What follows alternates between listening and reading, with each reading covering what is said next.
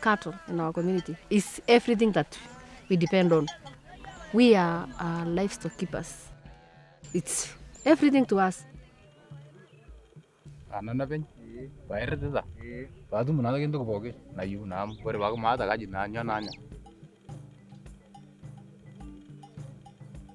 Pastoral herders have been using this landscape for over 1,000 years. It's a semi-arid landscape, it's very dry, and the vegetation that exists here cannot be eaten by people.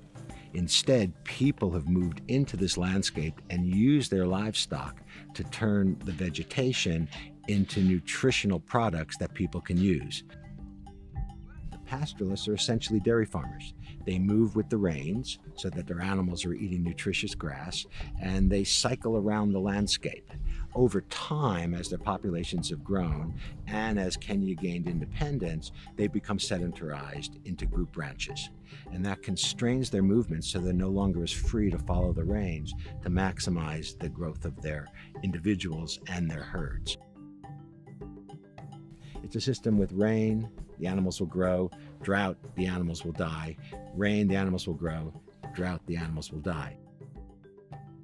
Now we have a very short time of rain. The long time is drought time. There is just some problems during the dry seasons. Most of the cattle are going to die. In 2017, everything was heightened because it was a perfect storm.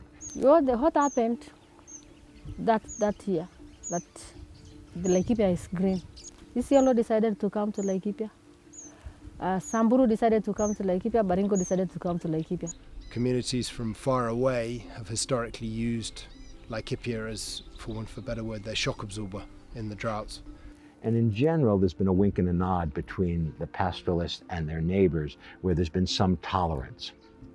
But that all evaporated during the last election cycle when 150,000 extra cows arrived on the landscape. And that put a ton of pressure on the rangeland. And it led to people fencing, it led to real strife, there was a lot of burnings, there were even some killings. And so business as usual, the old way won't work. We're now trying to figure out, is there a way to share the land between the commercial ranchers and the pastoralists? The Kenyan land tenure system was obviously designed by Europeans for Europeans. So the group ranch was basically designed to give a collection of families who were closely related or had historically lived together in an area titles to the land collectively. That collectivization, for want of a better word, inbuilt into the system a couple of shortfalls. The most important being no one person has concern about where cattle graze, livestock graze, and where they're going to graze tomorrow. And it sort of led to a type of tragedy of the commons. The land can't grow, but the people are growing and becoming many. And cows and all animals are becoming many. The idea of business as usual being over and trying to come up with new ways to use the landscape for both the benefit of the commercial ranchers and the pastoralists emerged independently among lots of different landowners. The commercial ranchers realized it's just too risky to go through this boom and bust tension every few years when there's either drought or an election cycle or another perfect storm. So it emerged that everyone was looking for new ways of business.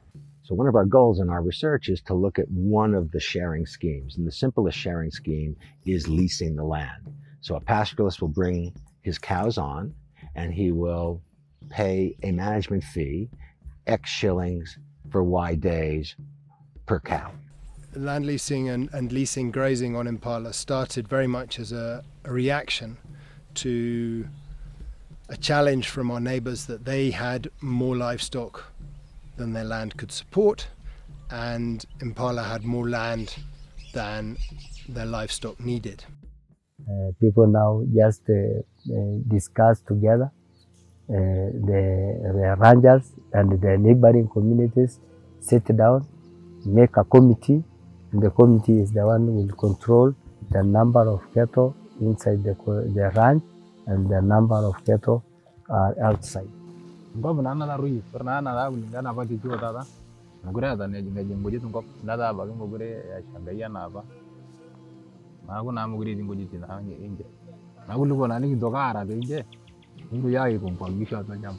are going to do as Laikipia people, they have to trim their animals, sell a big number, stay with the number that you can sustain and the land can sustain. But the solution is people from Laikipia has to stand firm. Because, one, we are not the one who rains or give rain. It's God who gives rain. And we are not the one to decide where to be green and where to be no grass. So everyone, if now I'm the one who has grass now, please don't come and overcrowd my place, because I'm not the decider of the greenness or the drought. God is the decider of everything.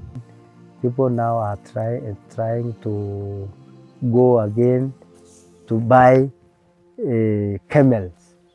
Camels are another kind of animals that can succeed with drought.